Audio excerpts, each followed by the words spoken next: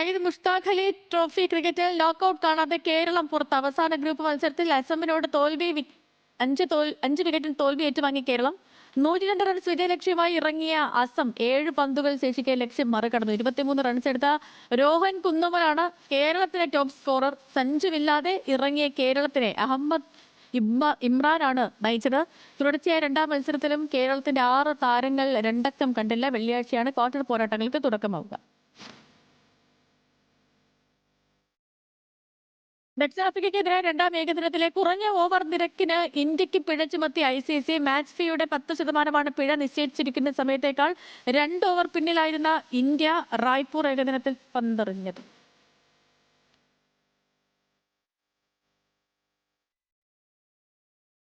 ആറ്റിസ് പരമ്പരയിലെ pink ball ടെസ്റ്റിൽ Nathan ലിയോണിനെ ഉൾപ്പെടുത്താത്ത വിവാദത്തിൽ പ്രതികരിച്ച് ഓസ്ട്രേലിയൻ നായകൻ സ്റ്റീവ് സ്മിത്ത് ബാറ്റിംഗ് ശക്തിപ്പെടുത്തുന്നതിനാണ് ലിയോണിനെ ഗാബയിൽ ഉൾപ്പെടുത്താത്തത് എന്ന് സ്മിത്ത് പറഞ്ഞു. സ്പിൻ ബൗളർമാർക്കെതിരെ വ്യക്തിപരമായ പ്രശ്നങ്ങളൊന്നുമില്ലെന്നും താരം കൂട്ടിച്ചേർത്തു. 13 വർഷത്തിനിടെ ആദ്യമായിട്ടായിരുന്നു ലിയോൺ ഹോം ടെസ്റ്റിൽ കളിക്കാതിരുന്നത്. വിവാദമായതിന് പിന്നാലെ അഡ്ലേഡ് ടെസ്റ്റിൽ താരത്തിനെ ഉൾപ്പെടുത്തുമെന്ന് Aussies selection chairman George Bailey അറിയിച്ചു.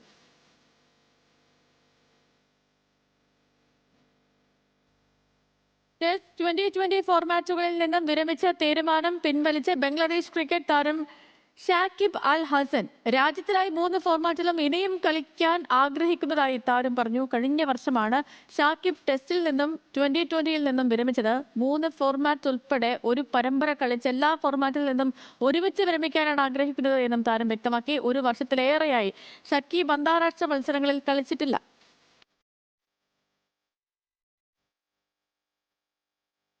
2020 ലോകകപ്പിന് മുന്നോടിയായി ടീമിൽ മാറ്റങ്ങൾ ഉണ്ടാവില്ല എന്ന് പാകിസ്ഥാൻ നായകൻ സൽമാൻ അലി ആഖ. നിലവിലെ കോമ്പിനേഷൻ നിലനിർത്തുമെന്ന് താരം വ്യക്തമാക്കി. ഏഷ്യ കപ്പ് തോൽവിക്ക് പിന്നാലെ പാകിസ്ഥാൻ ടീമിൽ മാറ്റങ്ങൾ വരുത്തിയിരുന്നു. അബ്ദുൽ സമദ്, ബാബർ അസം, ഉസ്മാൻ ഖാൻ, നസീം ഷാ എന്നിവരെ 2020 ടീമിൽ ഉൾപ്പെടുത്തിയിരുന്നു. പിന്നാലെ ദക്ഷിണാഫ്രിക്കയ്ക്കെതിരായ ത്രിരാഷ്ട്ര പരമ്പരയും പാകിസ്ഥാൻ നേടി.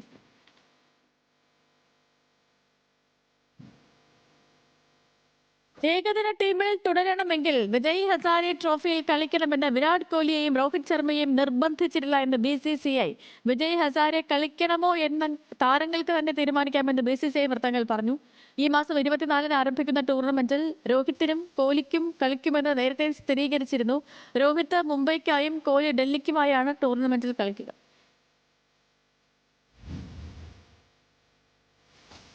സ്പാനിഷ് ലീഗിൽ റയൽ മാഡ്രിഡിനെ അട്ടിമറിച്ച് സെൽറ്റ വിഗോ. മറുപടിയില്ലാത്ത 2 ഗോളിന് റയലിനെ തോൽപ്പിച്ച് സെൽറ്റ. വില്യോട്ടാണ് സെൽറ്റയ്ക്കായി 2 ഗോൾ നേടിയത്.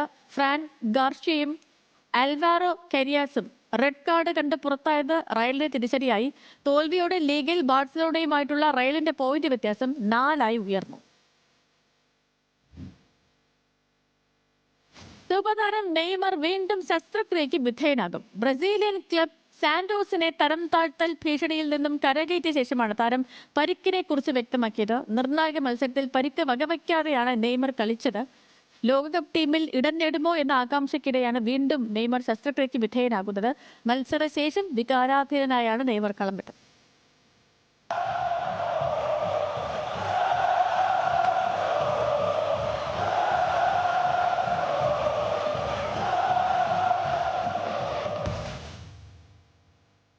ഇംഗ്ലീഷ് പ്രീമിയർ ലീഗിൽ വിജയവഴിയിൽ തിരിച്ചെത്താൻ മാഞ്ചസ്റ്റർ യുണൈറ്റഡ് ഇന്നിറങ്ങും. വോൾവ്സ് ആണ് യുണൈറ്റഡിന്റെ എതിരാളികൾ. ലീഗിൽ 22 പോയിന്റുമായി 12-ാം സ്ഥാനത്താണ് മാഞ്ചസ്റ്റർ യുണൈറ്റഡ്. രാത്രി 1:30-ക്ക് വോൾവ്സ് തട്ടകത്തിലാണ് മത്സരം.